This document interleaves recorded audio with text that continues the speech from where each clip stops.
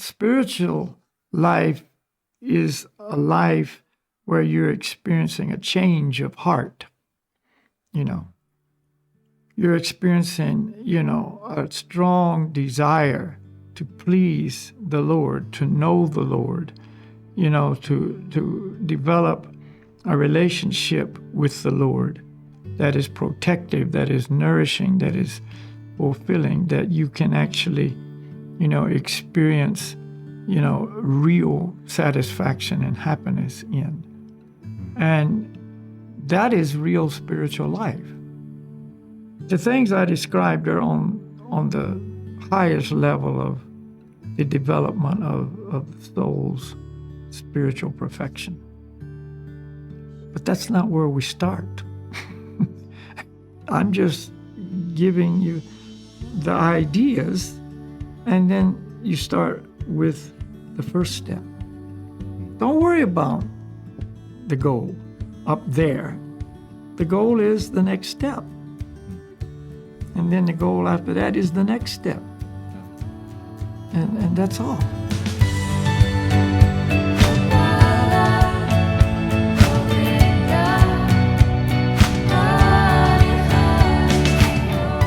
Hey guys, Ruben here and the Breaking Trail podcast. We are back with yet another talk about the spiritual life, the importance and the meaning of spiritual life.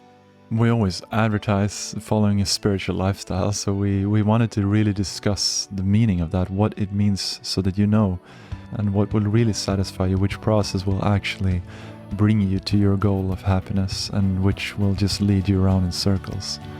So spiritual life is a change of heart. Having that change of heart is the only thing that can really satisfy us, and no other mental change will do that, or any drug-induced way of feeling and being. So we're gonna look at what spiritual life really is today and go to the deepest meaning. This is a stepwise thing. So whatever you hear, take it in, reflect on it, contemplate on it, and then gradually take one step further towards that highest perfection of a loving relationship to the Supreme finally. This is episode 41. So we're going to be breaking trail tomorrow. We had snow here today. And Really? I think it's going to be quite a bit in the mountains. Oh, wow. I'm not sure how much, but Wow. enough and it'll be us first tracks because it's snowed today and we'll be out there tomorrow, so nobody will be in front of us. I don't think. Awesome. Maybe some parts we're not doing a big thing tomorrow. We're doing just from the house here.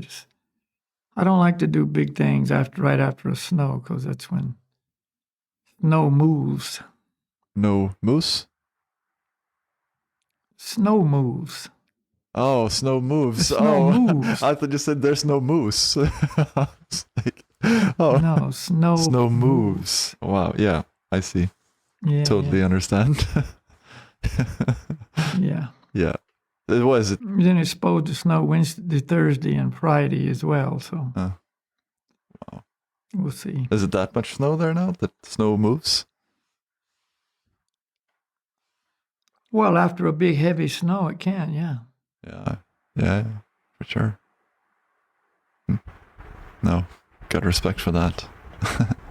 Early season is tricky. A lot of people think there's no problem because there's not much snow, but there's also no bondage. And a lot of times it's just sitting on bare ground and or sitting on grassy stuff or something like that. It just slips off.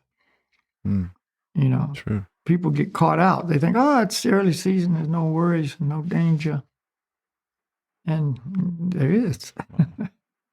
Yeah, because it's icy under. It's all frozen under, and then you have snow on top, and it's just. I can understand that. It's just sliding. And the snow that's up there now, like we were up there last week, and it's all sugar snow because it snowed and then it got super cold, like for 10, 12 days. And so it just turns into granular snow, just those little ball bearings, really. And so that stuff just rotten for the rest of the season. So there's that weak layer on the bottom. It happens every winter a lot. Just snows early and then just gets really cold and no snow for days. Right. And that hoarfrost and that granular snow develops, and then your snow's on top of that, and that's there for the rest of the year. Right. Wow. And then that's, like you said, like bearings giving you. Yeah, like ball bearings. Runs away. Wow. So it's how it is in the mountains in winter. Yeah, you got to be careful. Yeah. We were at the the camper at our caravan this weekend, but I've heard that place is the place in the whole Europe where it snows and rains the least. So we didn't have a lot of snow. Really? Yeah. In all Europe? That's what I've been told. I haven't Googled it myself, but I've been told. So I don't know, it might be a myth, but it might be high on the list, which is funny because you think Norway is just rainy, but there are places in Norway where there's almost no rain. Yeah. You have Bergen and then you have the opposites. Bergen's underwater, man. Yeah. That's what I mean. Bergen. And Buddha is terrible. Buddha is really bad. Oh, really? I didn't know that. Yeah, maybe that's true. Maybe not the volume of rain, but it stays in the winter right around plus 1 or 2 and minus 3 or 4. Yeah. So it rains and then it freezes. Yeah. And then it rains and it freezes. So it's always just some bad conditions. Ice all the time and just not nice. It's not pleasant. Yeah. That's how it is. So what is the topic today? Yeah, Other than the weather. Other than the weather and snow and breaking trail. Old usual.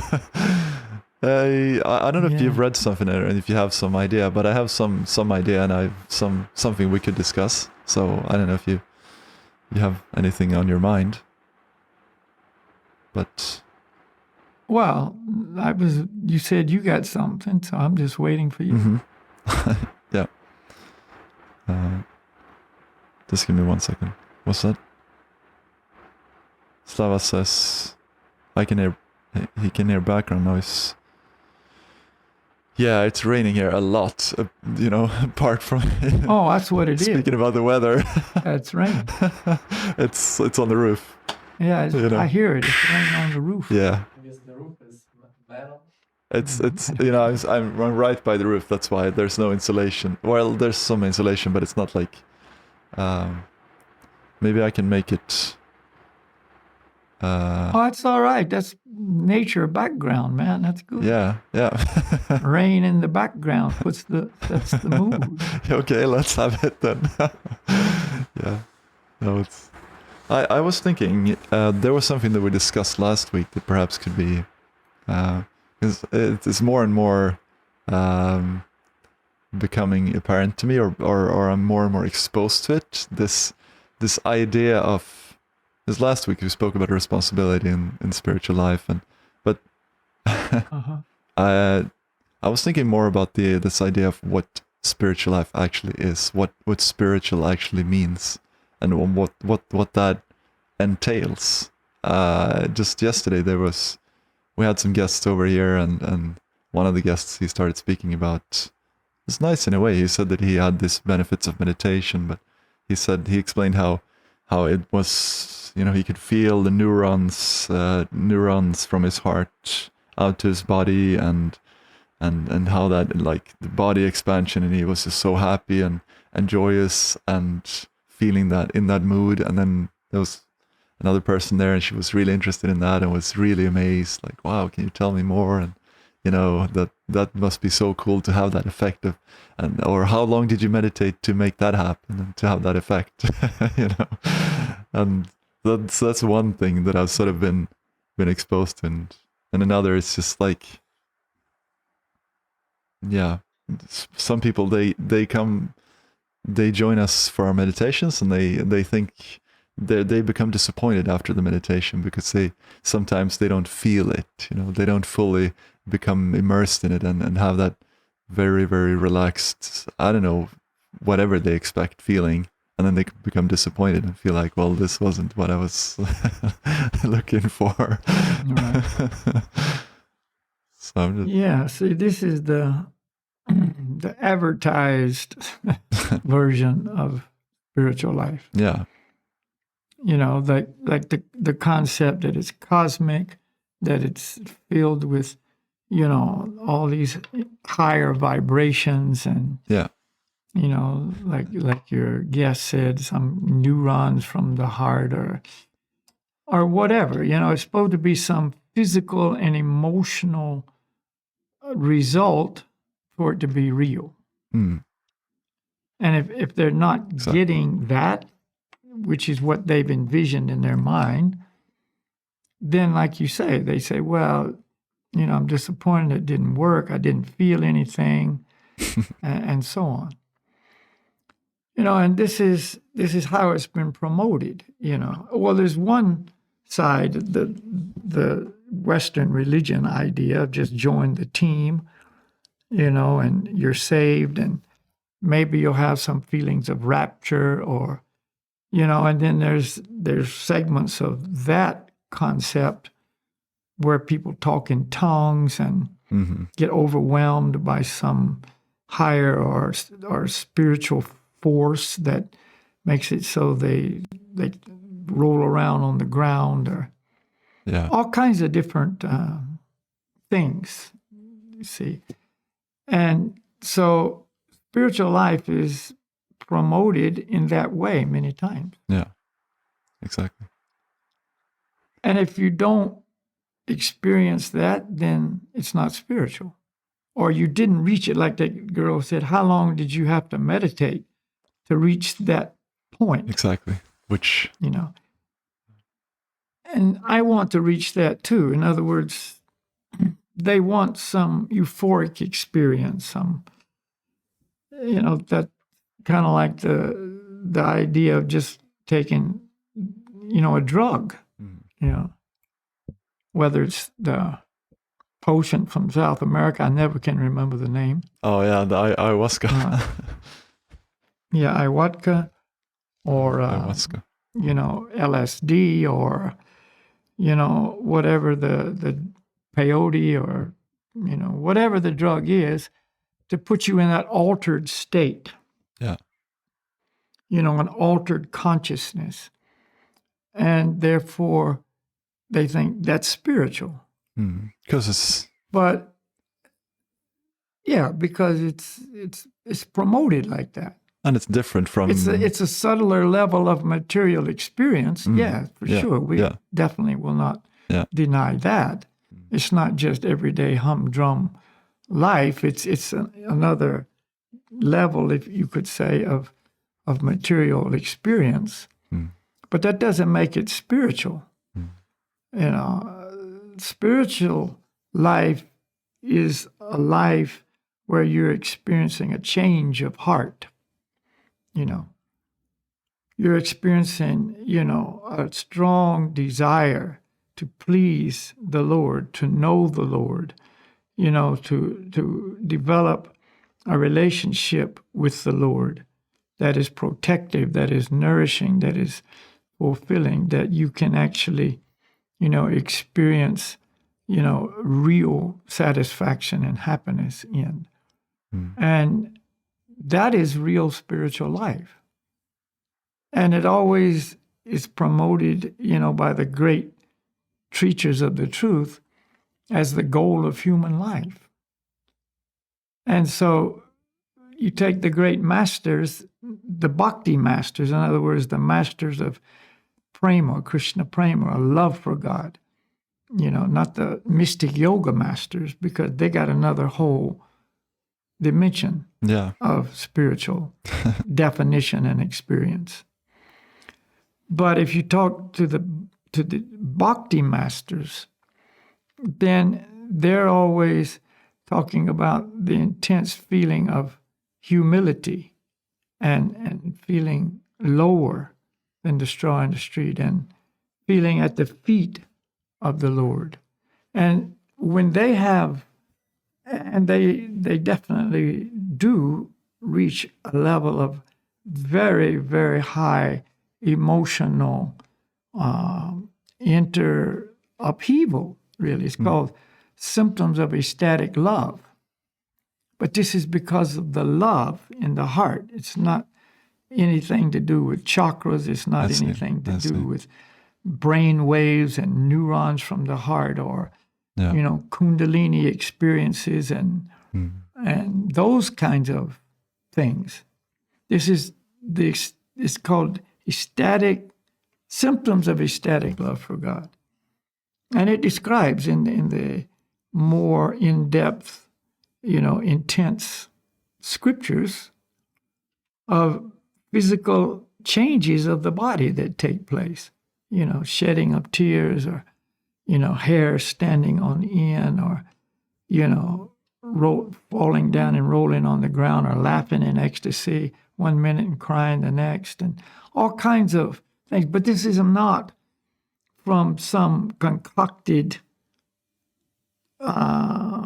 practice or so on. It's just the heart is erupting with love, and therefore it manifests in the physical, in the mind, in the body. And, many people have had some intense feelings of love for another person in this life. Now, could be your wife, could be your child, could be, any loved one, whoever it is. And if it's a very, very deep, loving relationship, there's been, symptoms of those ecstatic symptoms of love for God. You're crying, you're laughing, you can't contain yourself. And at the next moment, you feel completely overwhelmed with fear that you might lose this person. And, you're hanging on to this person. And then the next minute you're dancing with the person. It's all over the place. Yeah. And this is just perverted reflection. This is like tiny, minuscule drops of love. Of the real thing. But the idea is the same. And this wasn't brought about by some deep, meditation practice, or by taking some, drug or other substance. It was just the condition of the heart. You see the one you love and you run to that person. You fall into their arms. You're crying, you're laughing, all at the same time. And the body can be trembling and shaking and uncontrollable in many different ways. So that's, like I say, just a minuscule reflection of ecstatic love for God. So love is real spiritual life. And if you have that love, then your whole life is to please the one you love, to serve the one you love, to put yourself in the complete hands of that one you love. So this, of course, we're now talking about the Supreme Lord. And I'm your servant. Do with me as you will. You can embrace me. You can handle me roughly. This is what Lord, Gauranga said. You can embrace me. You can handle me roughly, whatever you want to do. Just, I am yours. And my whole life is in your hands. That's spiritual life. You see, and that's the nature of the soul. Yeah, but that's maybe someone that might seem maybe far-fetched for someone who has not come to that trust and that developing that relationship. But so I guess people are, and at least in the start, could it be a way into that or towards that to focus more on that sensation, or because I just mean that seems maybe like a huge step for people. Where's the... Well, it is. It's not something you jump into and it happens. It's a gradual evolution of the relationship. Yeah. You know, just like with a person in this world. We always go back to practical examples, you know. Yeah. That usually, I mean, probably almost never do you have those deep, intense relationships with, you know, some person you love in the very beginning. It was a gradual development. Yeah. You see, even a child's development of love with the parent, you know, they come out of the womb and the natural love is there, but it grows and they become more and more, you know, intimate and dependent, and on it goes. Mm. So it's gradual. But the bhakti process is the process that makes it so gradually this develops. Mm. See? But it's not like you're waiting for that and well, I'm not feeling that yet. Yeah. You see, see, that's still very self-serving. And reality is that's where we're at. You know? Yeah. It's all about me. What am I getting out of this? Yeah. You know, and that's why they like, you know, the mystical experiences or the hallucinations or the, you know, the feelings of euphoria and so on and so on. It's all about what I get from this. Yeah. Yeah. You know? You may be familiar with, I'm only familiar with it philosophically, but the drug ecstasy was developed, you know, to make it so, you know, a chemically induced feeling of love could be experienced very easy by just taking a pill. Mm-hmm. You know, and you know, it had, I don't know how it worked somehow, and you know, on the different, you know, areas of the brain or whatever it was. I don't know the details, but people actually felt like they were just absorbed in love for everybody. Mm-hmm. You know, ecstasy was the name given because you felt ecstatic. You're so happy. You're so up. You're so, you know, incredibly moved, and that was the favorite drug of the rave parties, you know, when they were so popular. I guess they're still around to some degree, but I guess, you know, because the music was on that kind of level of vibration, so to speak, and the music and the drug combined just brought about that whole madness, you know, of feeling so good and so wonderful and so loving and so ecstatic and so, you know, just otherworldly. Yeah. And that's what people want, but it's the artificial version. This is the point. And it's still self-serving. It's not like, what can I do for you? It's what you can give to me. What is this meditation going to give me? Yeah. You know, Yeah. Oh, it didn't give me what I wanted, so therefore I'm going to try another method. See? So, but it's gradual evolution to take the focus away from ourself. Yeah, exactly. And put it on the Supreme Self, you know. Mm. So that's why in Scripture it describes the lifestyle that is pleasing. There is a lifestyle that is described very clearly in the Vedic scriptures that is pleasing. And so you try to engage, if you're trying to follow this teaching, you're trying to engage in those lifestyle practices on a very regular basis with the faith and understanding that this is pleasing. So our chanting of mantras is described very clearly by Lord Gauranga himself, the Supreme Lord, in his most recent incarnation, and by our spiritual teachers, that chanting the holy names is very, very pleasing. It's the most pleasing activity. Mm-hmm. So with that understanding, you practice that. You chant the holy names.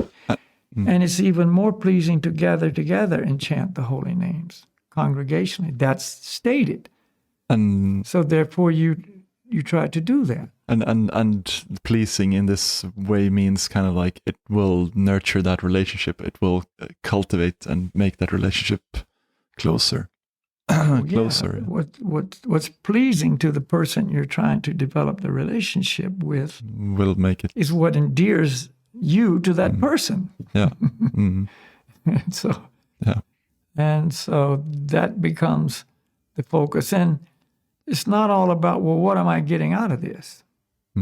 You know, although we're still in that I, me, mine consciousness, so that will be there, but it's not promoted. It's not the philosophy. It's not the goal. Yeah. And so you try to more listen to the teachings of the truth rather than your own self-motivated agenda. Mm-hmm. Yeah.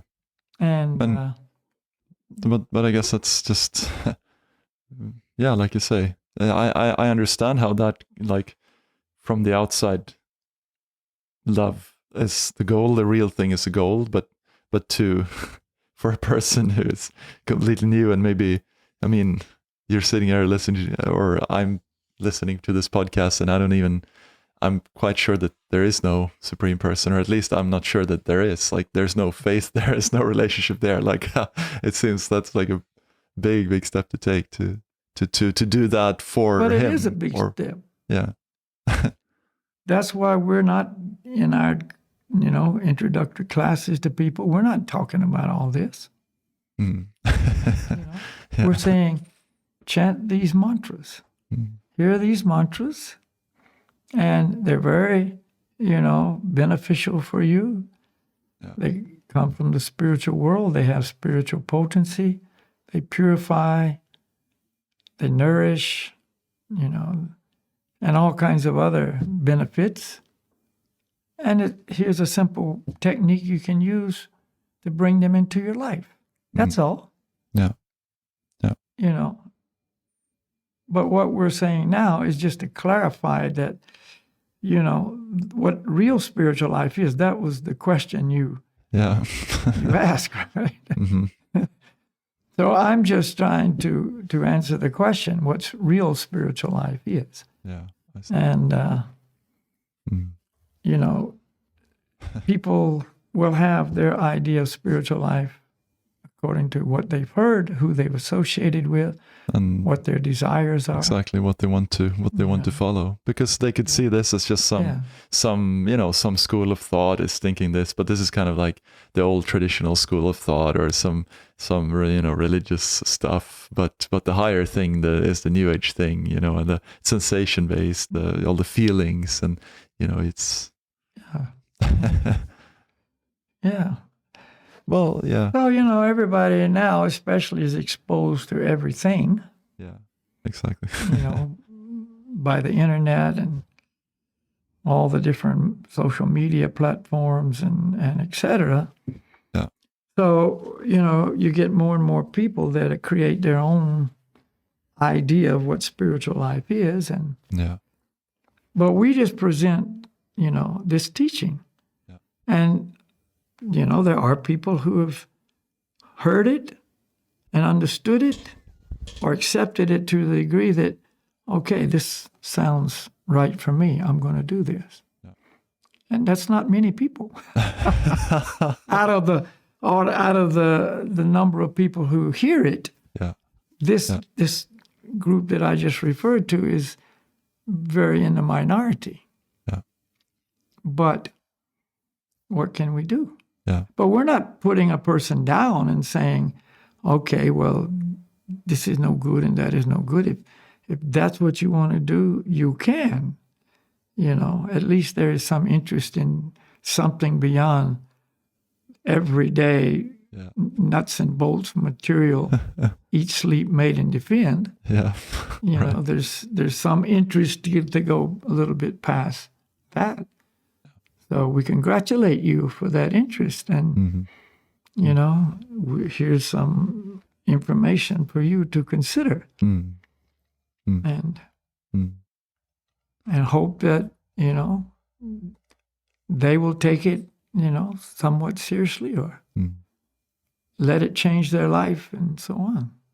Well, and yeah, Kind of like to the back to the concept of chant anyway. No matter where you're at, right. Yeah. Mm. chant anyway. But and I guess why is it then that people are like that interested in the externals, you know? And same with meditation, they're interested in, you know, the ecstatic feelings, and how do you we just want to, Because we're still dealing on the material platform of sense gratification. You know, right. it's just a little, you know, elevated department of sense gratification, rather than getting it from some gross, you know, Exactly. Yeah. satisfaction like, you know, drinking beer. Yeah. You know, Yeah. they're trying to step it up a little bit. Let's go to a more subtle level. Let's go to what seems like a deeper, you know, level, a more satisfying level, or satisfies on another level. Yeah. And then so we bring that tendency into into the spiritual life as well. Well, everything, yeah, right. But the beauty of this process of Bhakti Yoga is it purifies regardless of your motivation, regardless of your, you know, desires or whatever you have going. You know, these mantras, you know, they don't discriminate. Oh, your motivation is not pure, so therefore, you know, we're not going to do anything for you. But, oh, yours is more pure, we'll do a little more for you. You know, it's like an all-encompassing mercy. That's how it's described. Like the rain cloud. It rains on the rocks, it rains on the desert, it rains on the sea. You know, it doesn't discriminate. You know, it just rains on, and if it falls on the fertile soil with the seeds in the ground, then they sprout, then they produce some fruit. If it rains on the ocean, you know, it doesn't have any effect. There's no effect there. If it rains on the rocks, it's the same idea. They're barren. They don't have any result. You know. So it's when this is actually the Lord's mercy of transcendental sound, when it rains on the fertile soil, whoever that individual may be, then there will be some fruit. But even if the soil is not fertile, the example is not perfect, because even if the soil is not fertile, it purifies anyway, and that infertile soil can become fertile. You know, it can have a completely different change on that person. Make it so they're not the same person they used to be, and they may not even know that. See, it may not be so dynamic. You know, it's just, you know, gradually, you know, you just start experiencing it different, or feeling different, or another desire comes, a higher interest. Because that's what I was gonna say. If we aren't feeling like that, which I can relate to, then like how do we? If you don't feel anything, if you don't have that, then how do you progress then? Because you don't notice, and you don't, you know what I mean? Like you don't notice that change then. So how do you? What is it that motivates you to keep doing this? If you're, well, that depends on the individual. That's why we have a philosophy that explains these things. You know, let's back to another example. You know, we have read in whatever place we read it that vitamin C is good for you, that it boosts your immune system, it protects you from colds and whatever. See, so therefore you should take vitamin C. Yeah. And you should take 1,000 milligrams a day, at least. Okay, so you read that. So you're curious enough, or convinced enough, or believe it enough to start your 1,000 milligrams a day regime. Do you feel different? Oh, wow, today I feel completely different than yesterday. Probably not. You know, and 1 week later, man, this stuff really, really works. No, you don't, you know, in most cases, you don't feel any difference. Mm. You know, but you got some faith in this enough to just, you believe it, so you do it with the idea that it's protecting you. Mm-hmm. Because that's what the philosophy is. Mm. But you don't really experience that. And then down the road somewhere, oh, it's supposed to protect you from colds, right? You get a cold. You know, you get a, stuffy nose, you get some fever and everything. Do you get angry at the vitamin C and throw it out the window? Just stupid vitamin C, it's all a lie, it doesn't work. No, because you've got some faith in the philosophy. You double the dose. Mm-hmm. Oh, now I need more. So instead of 1,000 milligrams, you take 2 or 3 or 5 a day. Mm. You know? Why? Because you believe it. Mm-hmm. Somehow, someone convinced you. And so therefore, you're running on intelligence. You're not running on experience. You know? And even if you don't get well right away, you're thinking, well, if I wasn't taking vitamin C, I'd probably be a lot worse. Mm. You know, I'm sick, but I'm not as sick as I would be if I didn't take it. Yeah. You know, you've got all kinds of things that are all based on this idea vitamin C is good for you. Yeah. It protects you, it boosts your immune system, and blah, blah, blah. Yeah. So if we hear these teachings, and we have some, faith or acceptance or belief in the teaching, you chant anyway. You know, you're euphoric? No. You know, you're feeling better than you've ever felt? No. You know, well, why are you chanting? Because I believe it's good for me. Mm. See, I believe this is what I should be doing. Mm. And that takes you on. And of course, the purification is taking place. You know, that's going to be automatic. And eventually, you know, you might just start thinking, yeah, you look back on your life, you know, for the last however long it was since you started, and you go, well, yeah, I have changed a little bit. Mm. It was slow, it was gradual, but now I kind of just feel different. I think different. I see the world in a different way. Mm. You know, things that are important to me now were not on the list at all before. Yeah. And things that were so important before, now it's like not so important anymore. Yeah. You know, or yeah, some situation occurred that before would have been just really, really hard for me to get through, and now it wasn't that difficult. Yeah. You know, just things are gradually changing.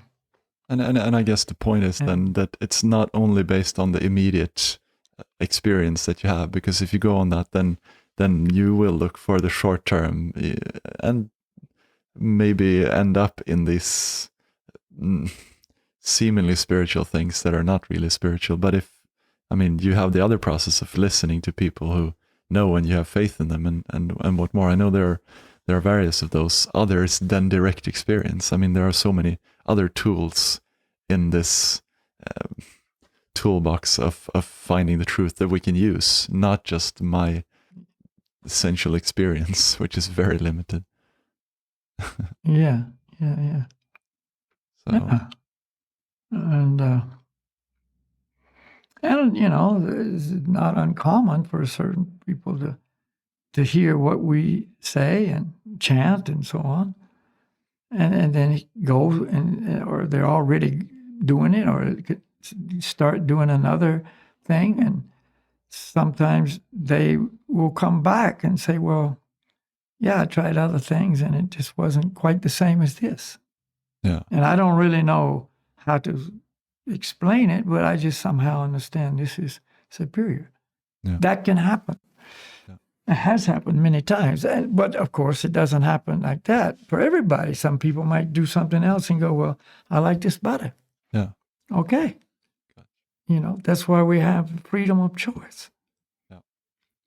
To do whatever, we want to do. Yeah.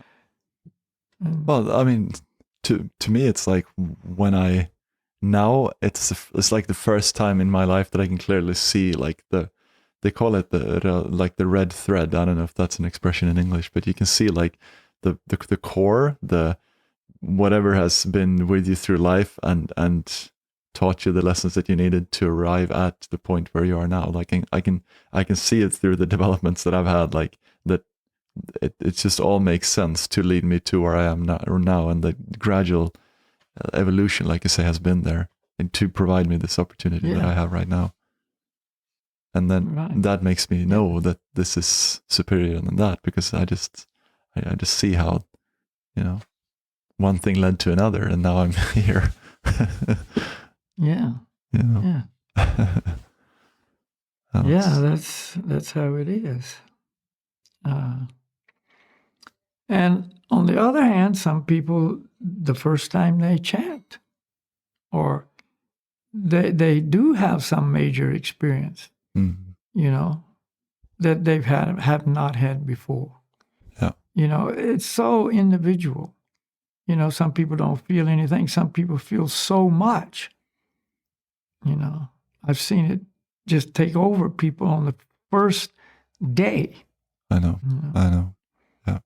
And I remember we were doing a program in Crimea, and it was on the Black Sea, and it was it was Atmosphere. It's a band, a mantra band, we'll call it.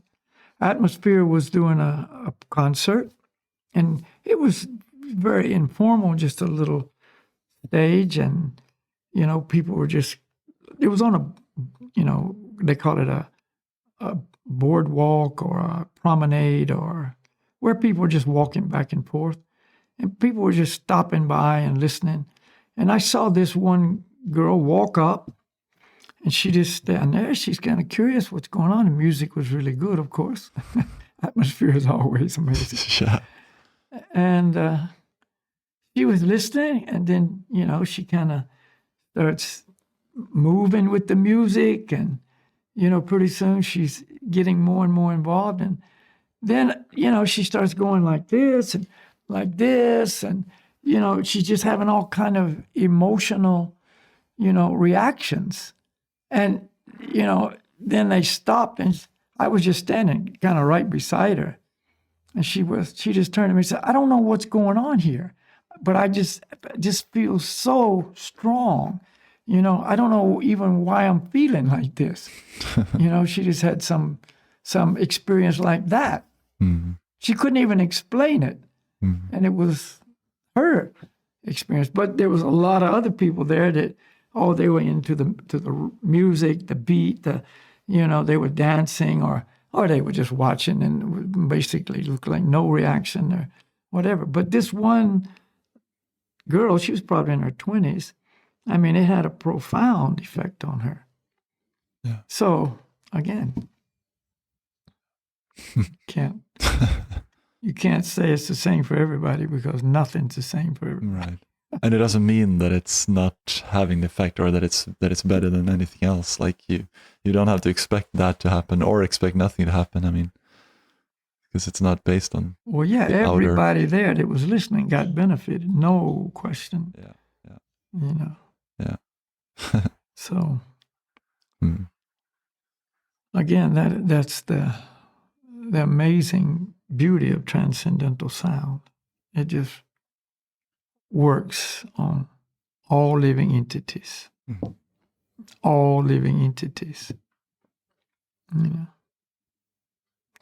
I just read something just today, just before we came together here, about this person. I can't remember his first name, but Flynn is his last name. He was in the Trump administration, and then he got, put in jail for lying about not speaking to the Russians, all kind of political stuff. Yeah. And anyway, he was pardoned, and he's out now. But he just made a statement because he's now, back in, some level of influence, I'll say. He's not in any political position, but he's in a position of influence.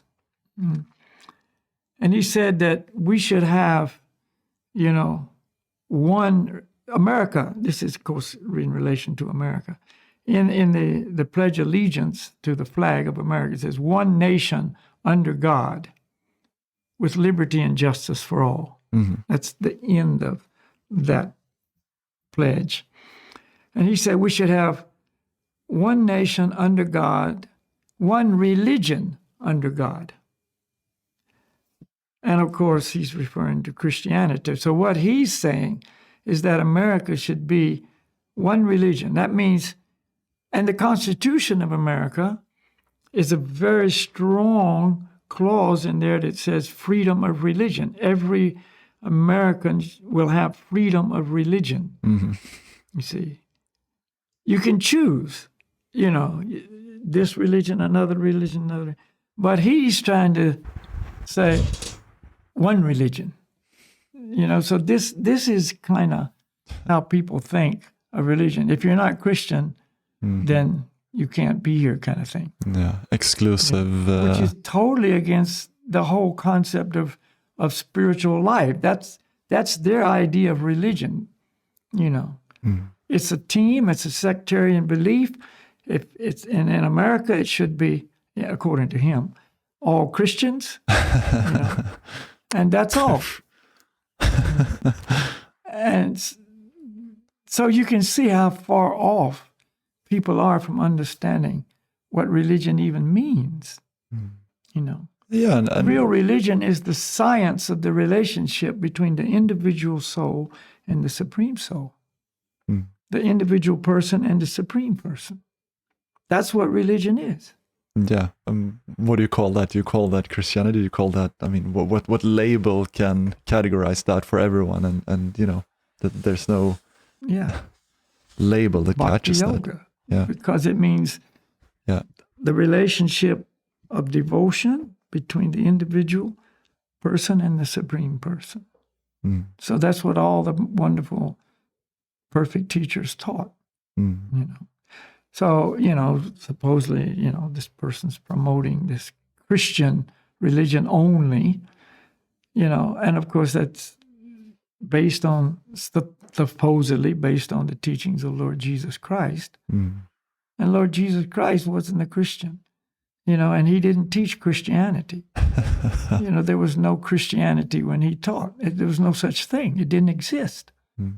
See, if you want to know what religion he was in the category of thinking like that, he was a Jew because he was born in a Jewish society where the predominating, quote, religion was Judaism.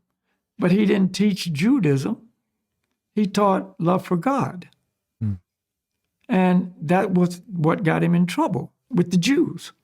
Yeah. You see, you're telling people to love God and not be a good Jew.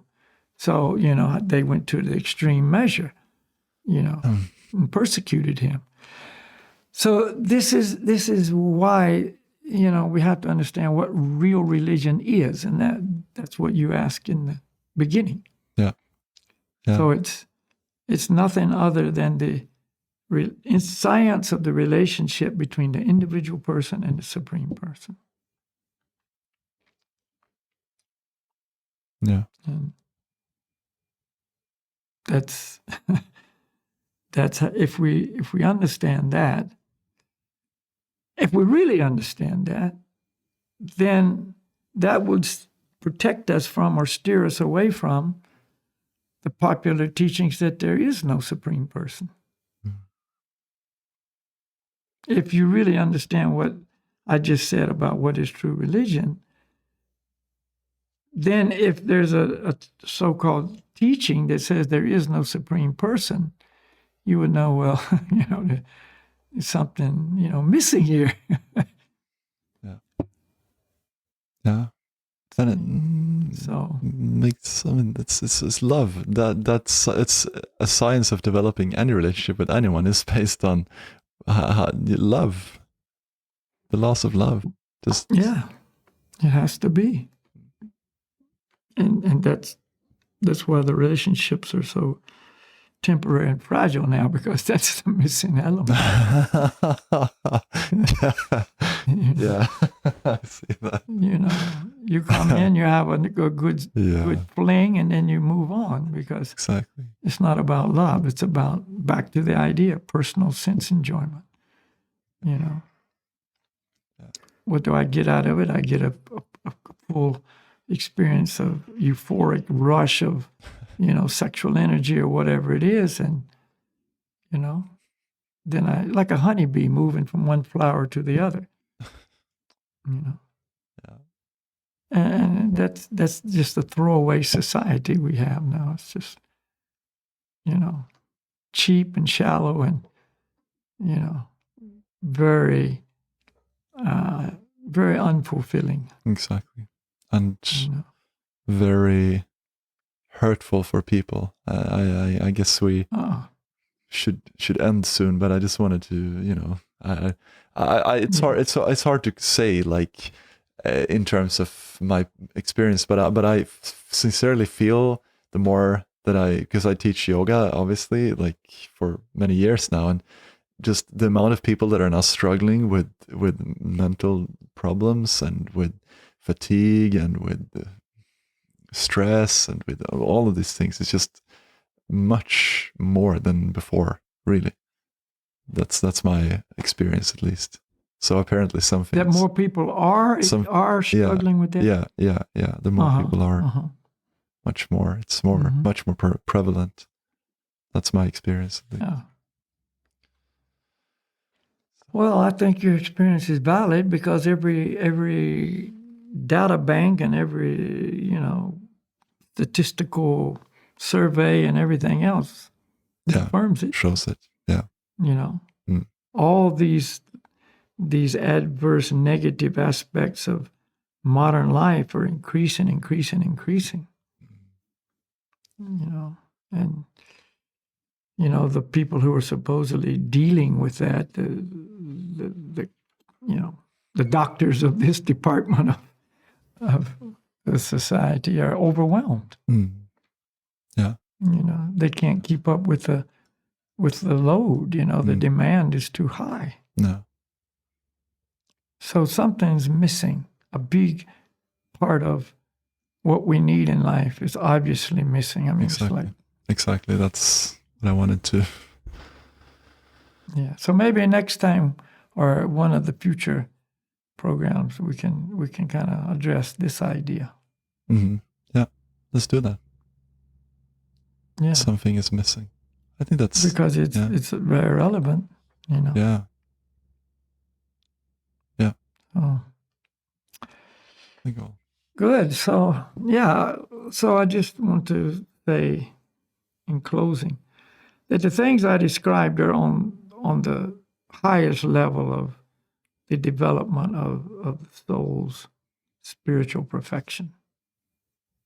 But that's not where we start. No, you don't. There's a saying, our Breaking Trail podcast idea, you don't look at the top of the mountain and think, gee, that's so high and so far and so difficult, I can never do it. Exactly. You start at the bottom and you take one step at a time. One step at a time. Slowly, gradually moving up, you see. And because if you look at the top, you defeat yourself in the beginning. You won't even start. Well, what's the point? I'll never make it. Yeah. So if you look at what I described as, I'll never make it, like you pointed out, this seems like too much for a lot of people. Well, I'm just giving you the ideas, and then you start with the first step. Don't worry about the goal up there. The goal is the next step.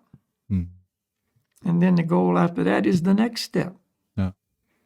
And that's all. And it's nobody's, standing there with a stopwatch saying, oh, you're going too slow here. Pick up the pace. It's different than that. Yeah, it's freedom. So yeah, we're not trying to intimidate anybody. That's just the point.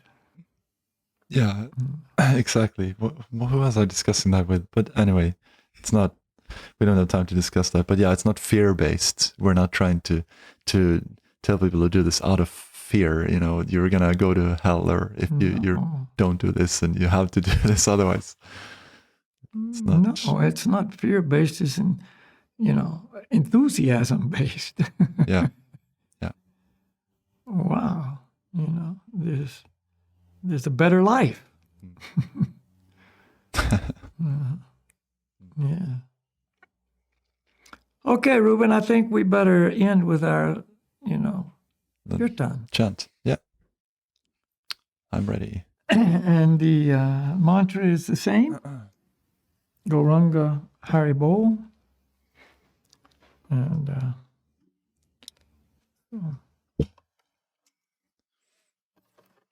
and when we chant, we're hoping that you're chanting along with us. I chant as the leader, and then you respond, and you just relax and chant. Just relax, listen, and repeat. Just chant, and that's all. Nothing more. Nothing more at all. Just that.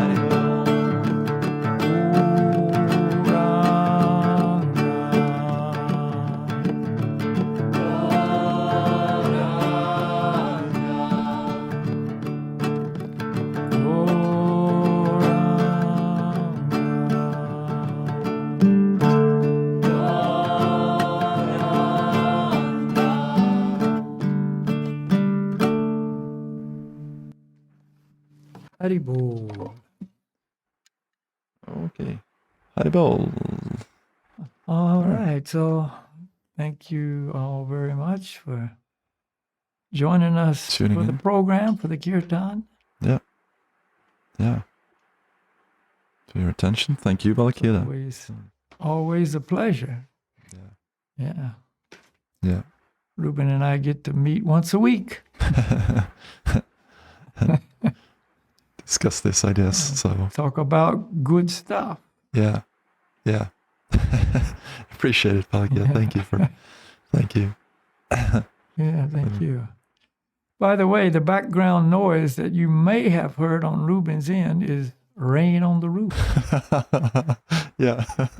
He told me it's raining very hard right there. Yeah. And Tromsø isn't that cold as you Raining. think. It's huh? What'd you say? No, I was gonna say Tromsø isn't that, it's really, really far north, but we have the Gulf Stream, so it's not that cold. Like, it's middle November and we actually have rain. It's not unusual. Yeah.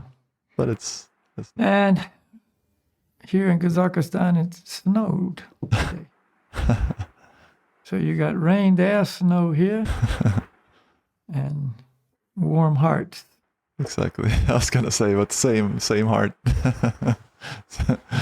Yeah. Right. Thank you, Valakia. Okay, everybody. Once again, thank you all so much, and we'll be back next week. Yeah. Thank you, Chintamani as well, and Slava. Yeah. Thank you, Valakia. Slava's always doing the stuff necessary. He's the magician. Yeah. Yeah. So. And See you okay, next week. guys, we could drag it on. It's always fun, but thank you so much. Yep. See you next week. Namaste. Haribol. Namaste. Haribol. So as always, we are very happy for anyone who is listening to the very end. Thank you for doing that, and thank you for being inspired. Thank you for being here. Really, you are appreciated. And we do appreciate every single person who's out there listening, despite us not being able to communicate you directly in this way. It's kind of like a